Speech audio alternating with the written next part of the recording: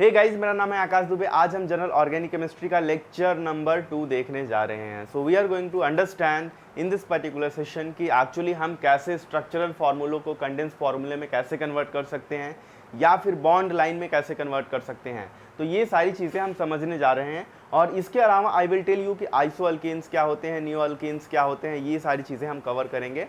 और अगर पॉसिबल हुआ तो I am going to cover the classification of organic compounds, तो उसके बारे में भी बात करेंगे। तो ये वीडियो लेक्चर जो है अगर आप पूरा देखते हैं तो मुझे उम्मीद है कि आपको ये पूरा समझ में आ जाएगा, क्योंकि मैं आपको एकदम बेसिक से लेकर एडवांस लेवल तक की सारी चीज़ें कवर करने वाला हूँ। और अगर आपने जीओसी का लेक्चर नंबर 1 नहीं देखा है तो आई बटन पे क्लिक कीजिए या फिर डिस्क्रिप्शन में आप चेक कीजिए, यहाँ पे आपको लिंक मिल जाएगा। जीओसी लेक्चर नंबर 1 भी देख लेना, क्योंकि उसमें बहुत सारी इंपॉर्टेंट बातें मैंने की हुई हैं। तो चलिए समझते हैं कि पिछले लेक्चर में हमने कंटिन्यू किया था कि बॉन्ड लाइन फार्मूला क्या होता है या बॉन्ड लाइन स्ट्रक्चर आप कैसे ड्रॉ कर सकते हैं और इसके पीछे क्या मतलब है। तो देखिए, अगर बॉन्ड लाइन फार्मूला या बॉन्ड लाइन स्ट्रक्चर की बात करें तो इसमें आपको जब भी आप ड्रॉ करेंगे इसको तो कुछ इस तरीके का आपको दिखता है, like this like this like this. ऐसे आपको बहुत ही सिंपल और सबसे ज़्यादा यूज़ किया जाने वाला स्ट्रक्चर यही है बॉन्ड लाइन, क्योंकि बहुत ही सिंपल होता है ना। और ये चीज़ समझ लोगे आप तो फिर आपको कोई भी ऑर्गेनिक कंपाउंड्स वगैरह हैं तो उसको ड्रॉ करने में बहुत आसानी होगी, क्योंकि फटाफट क्विकली ड्रॉ होता है। पेन लेके यूं यूं यूं यूं घुमाते चले गए, बस ड्रॉ हो गया, है ना। तो देखो, तो बॉन्ड लाइन फार्मूला में आपको ये एज्यूम करना है कि यहाँ पे अगर टर्मिनल पे कुछ भी नहीं लिखा हुआ है तो इसका मतलब ये है कि ये कार्बन है, ये टर्मिनल पे, है ना। अगर कुछ लिखा हुआ है तो इसका मतलब होगा कि जो भी लिखा होगा वो होगा। अगर नहीं लिखा हुआ है तो इसका मतलब टर्मिनल पे कार्बन है। दूसरी चीज़ मैंने आपको बताई थी कि जिस भी जगह पे ये लाइन बेंट होती है या फिर जिस भी जगह पे मिलती हैं दो लाइंस आपस में, उस भी जगह पे आपको ये एज्यूम करना है कि यहाँ पे भी कार्बन है। सो दिस ऑल्सो इंडिकेट्स कि यहाँ पे कार्बन प्रेजेंट है, ठीक। तो सिमिलरली यहाँ पे भी देखते हैं, आप बताइए, यहाँ पे एक कार्बन है, यहाँ पे एक कार्बन है, यहाँ पे एक कार्बन है, यहाँ पे एक कार्बन है ना। नाउ यहाँ पे देखो, ये सब कार्बन्स हो गए। Now let's talk about hydrogen. Hydrogen आप कैसे समझ पाएंगे यहाँ पे कि हाइड्रोजन है कि नहीं है। तो दोस्तों ये चीज़ बहुत इजी है इसमें समझना कि अगर आपने कार्बन लिख दिया तो जो हाइड्रोजन है उसकी वैलेंसी ऑटोमेटेड सेटिस्फाई हो जाती है। यानी कि यहाँ पे प्री एज्यूम्ड है कि अगर यहाँ पे एक कार्बन है टर्मिनल पे तो इसका मतलब 3 हाइड्रोजन ऑलरेडी है। आपको इसमें ज़्यादा सोचने विचारने की ज़रूरत नहीं है ना। तो अगर कार्बन हमने लिख दिया तो उसकी जो वैलेंसी है उसके बारे में we don't have to bother, यानी कि 2 हो या 1 हो या 3 हाइड्रोजन उपस्थित हो यहाँ पे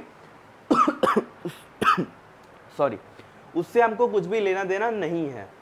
यहाँ पे हम कुछ भी रख सकते हैं, है ना। कितने भी हाइड्रोजन, उसको जितने भी चाहिए उतना ऑटोमेटिक वहाँ पे आ जाएगा, ठीक। तो ये इसके बारे में आपको नहीं सोचना है। तो देखो, अब मान लीजिए यहाँ पे अगर मैं बात करूँ तो एक कार्बन है, यहाँ पे ये कार्बन एक है ना, और ये एक बॉन्ड है, तो कार्बन की वैलेंसी होती है टोटल 4। तो यहाँ पे एक बॉन्ड आ गया तो अभी टोटल कितने हाइड्रोजन आएंगे, 3 more hydrogen needs to be added. तो यहाँ पे 3 हाइड्रोजन हो जाएंगे। अगर ये कार्बन की बात करें तो यहाँ पे देखिए इसकी वैलेंसी 2 है ऑलरेडी, यहाँ पे 2 ऑलरेडी कंप्लीटेड है, 2 और बाकी है ना। तो 2 बॉन्ड ऑलरेडी हैं, तो यानी कि यहाँ पे 2 हाइड्रोजन हो जाएंगे, 2 hydrogen should be added over here. यहाँ पे अगर मैं बात करूँ तो यहाँ पे देखो ऑलरेडी यहाँ पे भी 2 बॉन्ड्स ऑलरेडी कार्बन के बने हुए हैं, और यहाँ पे भी कितने हाइड्रोजन आ जाएंगे, 2। और यहाँ पे देखें अगर तो यहाँ पे फिर 3, क्योंकि एक बॉन्ड बना हुआ है, 3 हाइड्रोजन की ज़रूरत है यहाँ पे। क्लियर है यहाँ तक। नेक्स्ट बात करते हैं इसके बारे में। तो इसको देखिए आप, इसमें देखिए यहाँ पे ऑलरेडी 2 बॉन्ड, ये कार्बन की ये बात मैं करूँ तो इसके ऑलरेडी 2 बॉन्ड है यहाँ पे। जब 2 बॉन्ड है तो इट नीड्स 2 मोर हाइड्रोजन। यहाँ पे ये कार्बन जो है इसके भी ऑलरेडी 2 बॉन्ड हैं, तो इट नीड 2 मोर हाइड्रोजन। यहाँ पे भी 2 हाइड्रोजन, यहाँ पे भी 2 हाइड्रोजन। तो अगर मैं इसका सपोज स्ट्रक्चरल फार्मूला ड्रॉ करूँ तो कुछ इस तरीके से हो जाएगा। एक कार्बन है, CH3 हो जाएगा ये, है ना, 3 हाइड्रोजन। यहाँ पे अगर मैं बात करूँ तो यहाँ पे एक कार्बन है, एक बॉन्ड लगा हुआ है, एक कार्बन, और यहाँ पे 2 हाइड्रोजन हो जाएंगे। तो CH2, यहाँ पे एक कार्बन 2 हाइड्रोजन, तो दिस इज CH2। यहाँ पे अगर मैं बात करूँ तो दिस इज CH3। क्लियर। तो ये जो स्ट्रक्चर है, this one structure and this one structure, they both are same, but इसमें से सिंपल कौन है ड्रॉ करने के लिए। एक्चुअली आप ऐसे फटाक से कर दिए तो ड्रॉ हो गया ये वाला, और इसको तो आपको लिखना पड़ेगा, है ना। तो वही चीज़ है कि अगर आपके पास ये है बॉन्ड लाइन फार्मूला है तो आप बॉन्ड लाइन से स्ट्रक्चरल फार्मूला ऐसे लिख सकते हो। कंडेंस्ड अगर लिखना हुआ इसके बॉन्ड्स आप दिखा दो एकदम, है ना, तो आपका पूरा कंप्लीट स्ट्रक्चरल फार्मूला बन जाएगा। अगर बात करें अगर बॉन्ड लाइन की सॉरी कंडेंस्ड फार्मूला की, तो यहाँ पे देखिए, यहाँ पे हम इसको कुछ इस तरीके से लिख सकते हैं।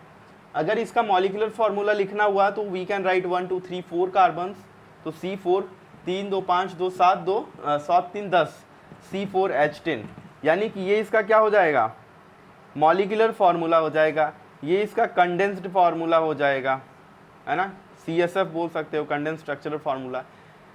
तो ये देखो, ये आप इसको इसमें कन्वर्ट कर सकते हो, या फिर अगर आपको इसको इसमें कन्वर्ट करना हो तो सिमिलरली आप सेम काम करेंगे। यहाँ पे अगर CH3 है तो आपको एक कार्बन लिखना है, हाइड्रोजन आपको लिखने ही नहीं है। यहाँ पे CH2 है तो अभी आपको कार्बन लिखना है, हाइड्रोजन लिखने ही नहीं है। यहाँ पे अगर CH2 है तो आपको केवल कार्बन को ही डिनोट करना है, आपको हाइड्रोजन लिखने ही नहीं है। तो इतनी सारी चीज़ें क्लियर हो गई। तो ये हमारा एक्चुअली बॉन्ड लाइन फार्मूले का एक उसके बारे में पूरा कंप्लीट ओवरव्यू था कि बॉन्ड लाइन फार्मूला आप कैसे लिख सकते हो। ठीक, अब इसमें ही थोड़ा और नेक्स्ट चलते हैं कि अगर मान लीजिए हमारे पास ऑक्सीजन प्रेजेंट हो, क्लोरीन प्रेजेंट हो, ब्रोमीन प्रेजेंट हो, फ्लोरीन प्रेजेंट हो, तो आप बॉन्ड लाइन फार्मूलों को कैसे लिखेंगे। तो चलिए समझते हैं कि मान लीजिए मेरे पास एक कुछ इस तरीके का कंपाउंड है ना। अगर इसका मुझे बॉन्ड लाइन फार्मूला लिखना है तो मैं कैसे लिखूंगा। तो देखिए यहाँ पे एक कार्बन है, सबसे पहले मैं एक डॉट बनाऊंगा, मान लीजिए ऐसे डॉट बनाना है आपको। फिर एक CH2 है, नेक्स्ट पे भी एक कार्बन है, तो मैं एक लाइन खींचूंगा, एक इधर कार्बन में बना दिया। फिर तीसरा जो कार्बन है यहाँ पे है, तो मैं इसको फिर से ऐसे कर देता हूँ। तो ये 3 कार्बन पूरे हो गए। अब मुझे लगाना है फ्लोरीन को, तो मैं फ्लोरीन के लिए एक बॉन्ड खींचूंगा और यहाँ पे F लगा दूंगा। So this is going to be your structure, bond line structure ये होगा आपका, और ये इसको आपको ऐसे कन्वर्ट करना है। आपको हाइड्रोजन के बारे में नहीं सोचना है, अगर लेकिन कार्बन और जो भी अदर एलिमेंट्स प्रेजेंट होंगे, कुछ भी हो सकता है, वो chlorine, fluorine, bromine, iodine, oxygen, nitrogen, sulphur, anything अगर वो रहता है तो उसको आपको रिप्रेजेंट करना है, वो प्री एज्यूम नहीं रहेगा। जैसे एक मैं और दिखाता हूँ, जैसे मान लीजिए हमारे पास है कुछ इस तरीके का CH3 C डबल बॉन्ड हो, CH3 एसीटोन। अगर इसका आपको बॉन्ड लाइन फार्मूला लिखना है तो एक CH3 है, तो सबसे पहले यहाँ पे एक लाइन खींच दिया हमने। ये यहाँ पे एक कार्बन है तो ये कार्बन 2 हो गए। तीसरे कार्बन की बात करें तो हमने ऐसा कर दिया। अब यहाँ पे डबल बॉन्ड O है तो मुझे यहाँ पे डबल बॉन्ड O ड्रॉ करना पड़ेगा। सो this is your acetone structure, ये एसीटोन का बॉन्ड लाइन फार्मूला है। केवल कार्बन और हाइड्रोजन के लिए आपको ये समझना, बाकी अगर कुछ भी प्रेजेंट रहेगा तो you have to write that. Clear है यहाँ तक? तो यहाँ तक आपको समझ में आ गया होगा, राइट। अब चलिए थोड़ा एक दो और एग्जाम्पल लेते हैं, then we will move to the next topic. तो और मैं अगर एग्जाम्पल्स लूँ तो चलिए आप मुझे करके बताइए। मैं यहाँ पे कुछ एग्जाम्पल्स लिखता हूँ और आप उनकी प्रैक्टिस कीजिए कि आप उनका बॉन्ड लाइन फार्मूला ड्रॉ कर सकते हो या नहीं। और साथ ही मैं तो सॉल्व कराऊँगा ही उसको अभी, लेकिन अगर आपको इतना समझ में आ गया हो तो वीडियो को थोड़े टाइम के लिए पॉज कर देना और फिर आप जाके एक बार देख लो। अगर आ रहा है तो ठीक, नहीं आ रहा है तो फिर कंटिन्यू कर देना। तो चलिए समझते हैं कि मान लीजिए अगर मेरे पास कुछ इस तरीके का स्ट्रक्चर है, ठीक, ये एक हो गया। सिमिलरली जैसे पिछला वाला था, अगर मेरे पास कुछ इस तरीके का है ना, ये एक हो गया। अगर मेरे पास कुछ इस तरीके का है, यहाँ पे और भी ऐड कर देते हैं, कुछ इस तरीके का है। अब देखिए इन तीनों का आपको बॉन्ड लाइन फार्मूला लिखना है, तो आप कैसे लिख सकते हो।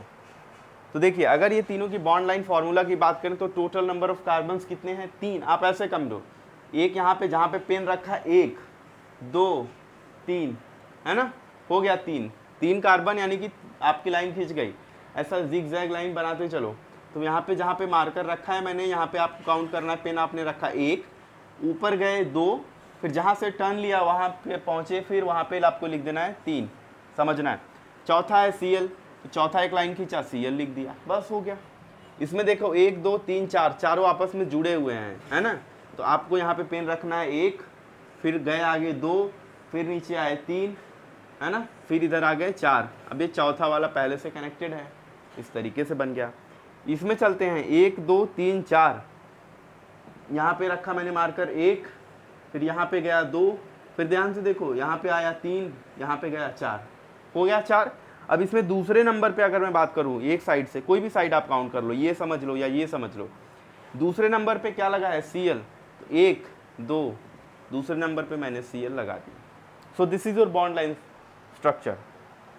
ठीक, अब नेक्स्ट चलते हैं और भी एग्जाम्पल्स लेते हैं। तो नेक्स्ट अगर मैं बात करूं तो जैसे मैंने ले लिया कुछ डबल बॉन्ड के एग्जाम्पल, ये ले लिया मैंने। अब क्या करना है, 3 कार्बन है तो यहाँ पे मार्कर रखा मैंने, 1 ऊपर गया, 2 नीचे गया, 3, हो गया 3। पहले और दूसरे कार्बन के बीच में आप नंबर दे दो 1 2 3, 1 2 के बीच में डबल बॉन्ड है तो डबल बॉन्ड खींच दिया, बस हो गया, दैट्स ऑल। और थोड़ा कॉम्प्लिकेटेड लेते हैं।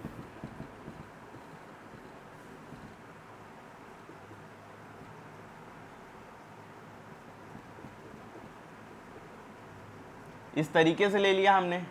अब 1 2 3 4 5 6 कार्बन है टोटल, है ना, तो मैंने यहाँ पे मार्कर रखा है 1 2 3 4 5 6 हो गए। अब देखो दूसरे नंबर पे लेफ्ट राइट साइड से दूसरे नंबर पे डबल बॉन्ड O है तो डबल बॉन्ड O लगा दिया मैंने। तीसरे वाले और चौथे कार्बन के बीच में ट्रिपल बॉन्ड है, नंबर दे दो ना 1 2 3 4, 3 और 4 के 1 2 3 4, तीसरे और चौथे के बीच में ट्रिपल बॉन्ड है, मैंने यहाँ पे ट्रिपल बॉन्ड लगा दिया, बस हो गया। तो this is your bond line formula. अगर इसका मॉलिक्यूलर फार्मूला लिखना है आपको तो सिमिलरली आप नंबर कार्बन नंबर्स काउंट कर लो, हाइड्रोजन ऑटोमेटेड है तो कार्बन की वैलेंसी 4 कंसीडर करके आप उसके हाइड्रोजन को काउंट कर लीजिए और जो भी ऑक्सीजन या सल्फर या नाइट्रोजन जो भी अदर एलिमेंट्स प्रेजेंट रहेंगे आपको उसको लिख देना है, दैट सिंपल। ठीक, तो यहाँ तक क्लियर हो गया होगा आपको, है ना। अब इन्हीं का हम मॉलिक्यूलर फार्मूला देख लेते हैं। मॉलिक्यूलर फार्मूला हम कैसे कन्वर्ट करेंगे, यहाँ से डायरेक्ट मॉलिक्यूलर फार्मूला देखते हैं, है ना, इसको नहीं देखेंगे अभी। तो देखो यहाँ पे कितने कार्बन है, 1 2 3, तो मैं लिख दूंगा C3, है ना। यहाँ पे देखो 1 2 3, 3 का मैंने लिख दिया C3, और ये वाला जो कार्बन है इसकी वैलेंसी है 4, एक बॉन्ड ऑलरेडी बना हुआ है तो यहाँ पे टोटल हाइड्रोजन होंगे 3। यहाँ पे चले तो यहाँ पे 3 हाइड्रोजन आ गए, यहाँ पे चले तो यहाँ पे 2 बॉन्ड बना हुआ है तो 2 हाइड्रोजन आ गए, यहाँ पे 2 बॉन्ड बना हुआ है तो 2 हाइड्रोजन आ गए। 3 2 5 2 7, सो C3H7 एक Cl है, C3H7 Cl। तो this is the molecular formula, clear है। अब देखो इसके बारे में बात करते हैं। तो यहाँ पे 1 2 3 4 यानी कि C4, सब कार्बन के पास 2 बॉन्ड है, 2 2 2 2, तो यहाँ पे 2 हाइड्रोजन होंगे, 2 2 4 2 6 2 8, तो C4H8 हो जाएगा ये, क्लियर है। नेक्स्ट चलते हैं इसके पास। तो इसमें देखो 1 2 3 4 कार्बन है तो इसका क्या हो जाएगा C4। इस जगह पे देखें तो 3 हाइड्रोजन क्योंकि एक बॉन्ड है, इस जगह पे देखें तो 3 बॉन्ड है यानी कि 1 हाइड्रोजन, इस जगह पे 2 बॉन्ड है यानी कि 2 हाइड्रोजन, इस जगह पे 1 बॉन्ड है यानी कि 3 हाइड्रोजन। तो काउंट कर लेते हैं, 3 2 5 1 6 3 9, तो C4H9 और साथ में Cl लगा हुआ है, तो C4H9Cl is the molecular formula of this one, clear. Next चलते हैं इसके पास। तो देखो यहाँ पे कितने कार्बन है, 1 2 3, तो लिख देते हैं C3। यहाँ पे क्या है, 2 बॉन्ड है तो 2 हाइड्रोजन यहाँ पे होंगे, यहाँ पे 3 बॉन्ड है तो 1 हाइड्रोजन यहाँ पे होगा, यहाँ पे 1 बॉन्ड है तो 3 हाइड्रोजन यहाँ पे होगा, तो 3 1 4 2 6, सो C3H6 is the molecular formula for this one. इसके बारे में बात करें तो देखो यहाँ पे 1 2 3 4 5 6, टोटल 6 कार्बन, तो C6। यहाँ पे हाइड्रोजन काउंट कर लेते हैं, यहाँ पे आएंगे 3, टर्मिनल है, 1 बॉन्ड है, यहाँ पे आएंगे 2, यहाँ पे 1 भी नहीं आएगा, 0, क्योंकि ऑलरेडी इसके 4 बॉन्ड हैं। यहाँ पे भी 1 भी नहीं आएगा, ऑलरेडी इसके 4 बॉन्ड हैं तो यहाँ पे हो जाएगा 0। यहाँ पे चले तो इसके भी 4 बॉन्ड है तो यहाँ पे भी 0, यहाँ पे आएगा 3, तो 3 2 5, फिर 0 0 0, फिर 3 है, सो 3 2 5 और 3 मिला के 8 होगा, तो C6H8 हो जाएगा। नाउ इसके अलावा क्या प्रेजेंट है, एक ऑक्सीजन प्रेजेंट है, तो C6H8O is the molecular formula of this, clear है। तो चलिए समझते हैं कि आइसो अल्केन्स क्या होते हैं। जैसे आपने सुना होगा कि आइसोपेंटेन होता है, आइसोब्यूटेन होता है, तो ये सारी चीज़ें क्या होती हैं, तो चलिए समझते हैं। अगर मैं बात करूं तो आइसो का मतलब ऐसा हो गया कि अगर हमारे पास कोई भी एक चेन जा रही है ना, जैसे कि चेन अगर हम कंसिडर कर लें CH3 CH2 CH2 CH3 like this, if you have something this kind of chain, है ना। तो अगर ये मान लीजिए चेन है आपके पास,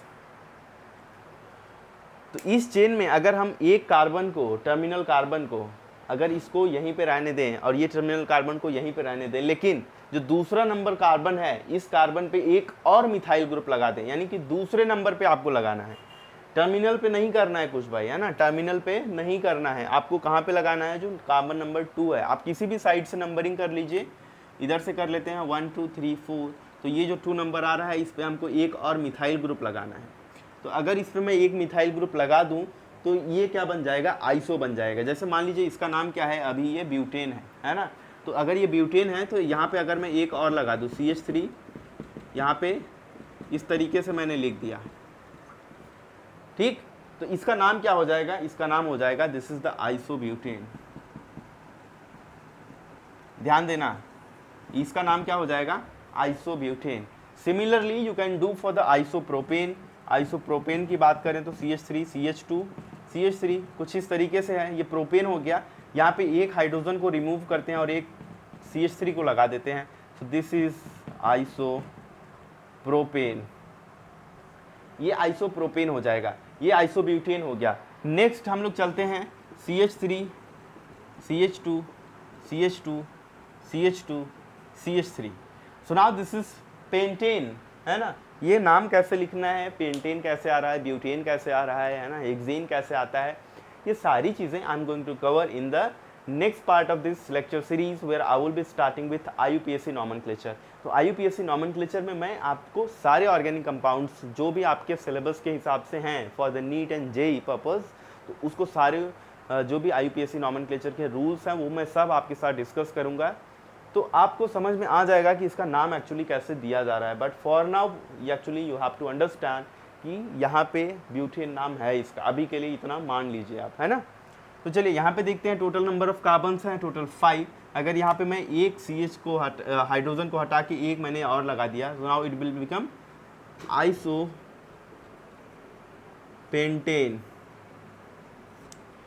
3 2 5 कार्बन, स्ट्रेट चेन में जितने हैं उन्हीं को आपको काउंट करना है, ये चीज़ ध्यान देना है। बाहर टोटल कार्बन नंबर है 6, you don't have to say that this is isohexane. Isohexane में टोटल कार्बन कितने हो जाएंगे, 7 हो जाएंगे, ये चीज़ ध्यान रखना। इसमें टोटल कितने हैं, पेंटेन में टोटल हैं 5, सॉरी टोटल हैं 6, स्ट्रेट चेन में जो है 5, उसके हिसाब से हम आइसो नाम लिख रहे हैं इसका, ठीक है। तो यहाँ तक समझ में आया आपको। तो आइसोपेंटेन, प्रोपेन, आइसोब्यूटेन, ये सब एग्जांपल्स की मदद से आई ट्राई टू क्लियर कि आइसोअल्केन का स्ट्रक्चर आपको कैसे लिखना है।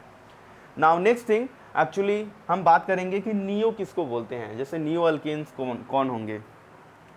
तो अभी जो हम लिख रहे थे ना, एक्चुअली हम लोग सेकेंड जो कार्बन था उस पर अभी हम लोग लिख रहे थे कि एक्चुअली CH3 ग्रुप केवल एक, लेकिन अगर वही CH3 को हम लोग 2 कर दें, एक नहीं 2 CH3 लगा दें, तो उसको बोलेंगे क्या, दैट विल बी आइसो नहीं, वो नियो बन जाएगा। मान लीजिए ये सेकेंड पोजीशन था, यहाँ से मैंने दोनों हाइड्रोजन को निकाल दिया, अभी इसका स्ट्रक्चर कुछ इस तरीके से हो जाएगा। यहाँ पे एक CH3 लगाया, यहाँ पे दूसरा लगाया, यहाँ पे CH2, यहाँ पे CH3, इस तरीके से हो गया। इसका नाम, इसमें आपको ये चीज़ ध्यान रखना है कि जिसमें जितने भी total number of carbon present रहेंगे उनके हिसाब से आपको नाम देना है। ये क्या था, दिस वॉज द ब्यूटेन, है ना, ये ब्यूटेन था, 4 कार्बन थे इसमें, इसका नाम था ब्यूटेन। अगर यहाँ पे 6 कार्बन आ गए, अभी 2 हमने ऐड किए, तो इसका नाम हो जाएगा नियोहेक्सेन। इसका नाम क्या हो जाएगा, नियोहेक्सेन। और नियोपेंटेन की बात करें तो देखो आपको कैसे लिखना है, पहली चीज़, दूसरा जो कार्बन है, पहला हमने ले लिया, दूसरा नंबर जो कार्बन है इस पर आप 2 CH3 लगा दीजिए, तो टोटल नंबर ऑफ कार्बन कितने हो गए, 3 और 1 4, total number of carbon are 4 now. तो इसका मतलब हमको अगर पेंटेन लिखना है तो टोटल होने चाहिए 5, तो मैं एक CH3 और ऐड कर देता हूँ, तो इसका नाम हो जाएगा आइसोपेंटेन। तो आइसो नहीं, नियोपेंटेन, तो इसका नाम हो जाएगा neopentane. Similarly you can go for the neoheptane. Neoheptane में टोटल नंबर ऑफ कार्बन कितने होंगे, 7। तो अगर मैं बात करूँ CH3, यहाँ पे देखो दूसरा नंबर जो कार्बन है इस पर आपको 2 CH3 लगाने हैं, 2 CH3 हमने लगा दिया, तो टोटल नंबर ऑफ कार्बन कितने हो गए, 1 2 3 4 हो चुके हैं, 3 हमको और ऐड करना है, CH2 CH3। So this is the neoheptane, ठीक है। So this is how you can go for the iso and the neo compounds, है ना। ऐसे आप उनका नाम लिख सकते हो, ऐसे ही आप उनके स्ट्रक्चर्स को ड्रॉ कर सकते हो। तो चलिए 2 एग्जाम्पल्स और लेते हैं, और उसमें एक में मैं बताऊंगा कि एक्चुअली आपको कोई भी नाम दिया रहे तो आप उसको कैसे ड्रॉ करना है, और दूसरा मैं बताऊंगा कि एक्चुअली आपको कोई भी स्ट्रक्चर दिया रहे तो उसको आपका नाम कैसे बताना है, ठीक है। तो चलिए लेते हैं एक एग्जाम्पल, एक सिंपल एग्जाम्पल लेते हैं जो अभी तक हमने किया है, इसी में से कोई एक कंसिडर कर लेते हैं, या फिर थोड़ा सा और बड़ा ले लेते हैं, है ना। तो चलिए मान लीजिए हमारे पास अगर आपको किसी ने बोला कि आप आइसोहेप्टेन का स्ट्रक्चर लिखिए, आइसोहेप्टेन, इसका आपको स्ट्रक्चर लिखना है। दूसरा आपको एक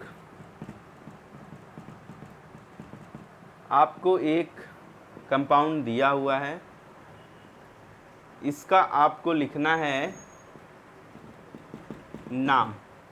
अब isoheptane, heptane iso word use किया गया है ना, और हेप्टेन, हेप्ट का मतलब है टोटल 7 कार्बन। तो 7 कार्बन की हम एक चेन बना लेते हैं पहले।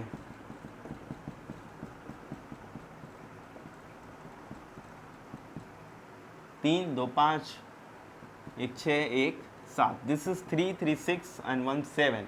तो 7 कार्बन की एक चेन हमारे पास बन गई। अब बोल रहा है आइसो, तो किसी भी साइड से आप दूसरा नंबर कार्बन काउंट कर लो, चाहे इधर से चाहे इधर से, दोनों में से किसी भी साइड एक हाइड्रोजन को रिमूव करके आपको ये मिथाइल ग्रुप लगा देना है। तो ये बन गया आपका आइसोहेप्टेन बन चुका है ना। नेक्स्ट अगर बात करें इसका, तो लिख सकते हो, सिंपल है ना। टोटल नंबर ऑफ कार्बन्स हो गए 8, इसमें एक एक्स्ट्रा हमने CH3 लगाया हुआ है। अब इसका अगर आप चेक करो तो इसमें देखो नंबरिंग करते हैं तो इधर से इधर जाएंगे तो दूसरे पे ही 2 लगा हुआ है, तो इसका मतलब ये कंपाउंड क्या है, नियो है। अब टोटल डबल बॉन्ड तो है नहीं, सारे के सारे सिंगल बॉन्ड्स हैं, तो उनका हम नाम देख लेते हैं कितने कार्बन है। 1 2 3 4 5 6 7 8, 8 है टोटल। 8 के लिए क्या लगाते हैं, ऑक्ट, है ना। तो इसका नाम क्या हो जाएगा, नियो ऑक्टेन। तो नियो ऑक्टेन नाम होगा इसका, ठीक है। तो यहाँ तक चीज़ें समझ में आ गई होंगी आपको, क्लियर है। अब देख लेते हैं कि आइसोप्रोपाइल ग्रुप क्या होता है, और देख लेते हैं नियोपेंटाइल ग्रुप क्या होता है, ये सारी चीज़ें भी हम देख लेते हैं अभी, ठीक। टर्शरी ब्यूटाइल ग्रुप क्या होता है, ये भी चीज़ों को देख लेते हैं।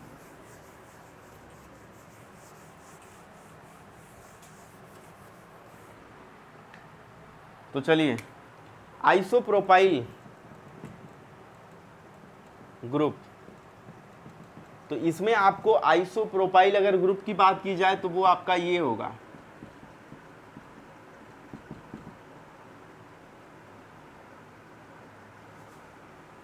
यहाँ पे 1 2 3 बराबर 3 यानी कि प्रोपेन, सॉरी 3 यानी हाँ बराबर प्रोपेन, और यहाँ पे ये CH3 लगा हुआ है, तो इसकी वैलेंसी टोटल सेटिस्फाइड है। अब इसका अगर आप नाम दोगे आइसोप्रोपाइल में, तो ये जो नाम है यहाँ पे, जैसे मान लीजिए आपको अगर एग्जाम्पल में आता है कि आइसोप्रोपाइल अल्कोहल, आइसोप्रोपाइल अल्कोहल लिखना है, तो आप कैसे लिखोगे, तो सबसे पहले आपको आइसोप्रोपेन लिखना पड़ेगा। तो ये आपका हो गया क्या, आइसोप्रोपेन हो गया, है ना। सो दिस इज योर आइसोप्रोपेन, यहाँ पे एक हाइड्रोजन लगा दें तो ये आपका आइसोप्रोपेन बन चुका है। अब इसको अगर आपको लिखना है कि आइसोप्रोपाइल अल्कोहल, तो ये जो आपने एक्स्ट्रा CH3 ऐड किया था दूसरे पोजीशन पे, इस पे आपको अटैच कर देना है OH को।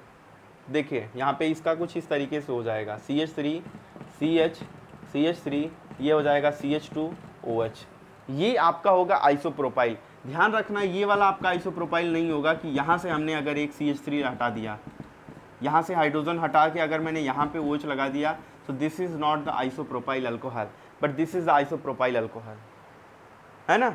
समझ रहे हो आप मेरी बात को, ये आपका आइसोप्रोपाइल अल्कोहल है, ये वाला नहीं है।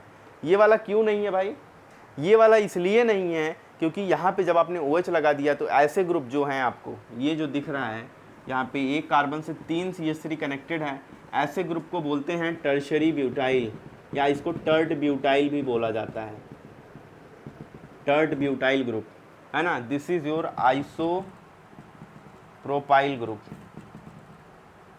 ये जो है ये इतना जो दिख रहा है, so this is your isopropyl and this is your tertiary butyl group, ठीक है। तो आइसोप्रोपाइल आपको समझ में आया और टर्शरी ब्यूटाइल भी समझ में आया। टर्शरी ब्यूटाइल का मतलब क्या है, देखो सिंपल चीज़ है, यहाँ पे टोटल कितने कार्बन है, 4 कार्बन है और एक कार्बन से 3 कार्बन कनेक्टेड है, यानी कि टर्शरी हो गया ये पहली चीज़ है ना। तो 4 कार्बन है यानी कि ब्यूटाइल, तो टर्शरी ब्यूटाइल ये हो गया आपका। आइसो में बात करें तो जो आपने CH3 ऐड किया था यहाँ पे एक्स्ट्रा वाला है ना, उससे आप अगर कनेक्ट कर दिए तो ये आपका बन जाएगा आइसो, आइसोप्रोपाइल अल्कोहल।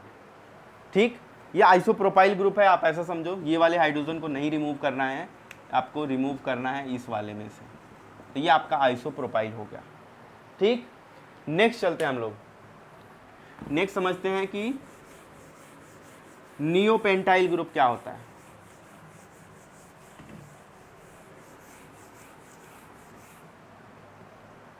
नेक्स्ट देखते हैं नियोपेंटाइल।